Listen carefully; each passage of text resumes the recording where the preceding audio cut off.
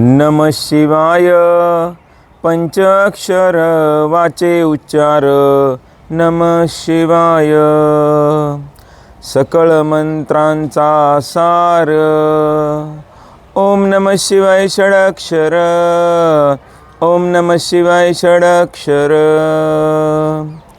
हे जगद्गुरु शिवावतारी जनार्दन स्वामींचे वाक्य आहे। महाशिवरात्रीच्या अत्यंत पवित्र पर्वकालावर सर्व शिवभक्तांसाठी अत्यंत मोठी संधी आहे। त्या संदर्भात जगद्गुरु जनार्दन स्वामी म्हणायचे, शिव शिव अक्षरे दोन जो वदे रात्रंदीन धन्यतयाचा संसार परमार्थाचे तेची घर। म्हणजे आपल्या संसाराला धन्य करायचं असेल तर हे शिव शिव अक्षर आहे, म्हणजे भगवान शंकराचं ध्यान आपण केलं पाहिजे। आणि हा महाशिवरात्रीचा पर्वकाल जो असतो तो अत्यंत पवित्र पर्वकाल असल्यामुळे छोट्याशा सत्कर्मांनी आपल्याला खूप मोठं पुण्य प्राप्त करता येतं। म्हणून त्या दिवशी आपण महादेवाच्या शिवलिंगाला अभिषेक केला पाहिजे।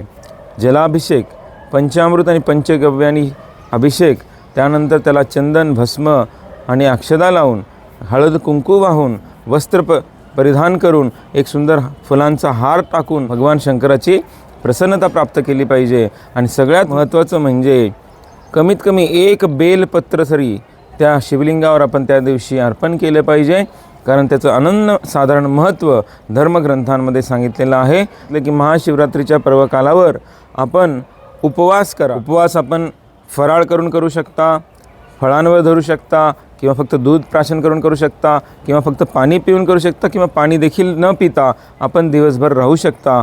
अशा प्रकारे प्रत्येकाच्या श्रद्धेने त्यांनी त्या दिवशी उपवास करावा, परंतु बेलपत्र वाहण्यास विसरू नका। जय बाबाजी।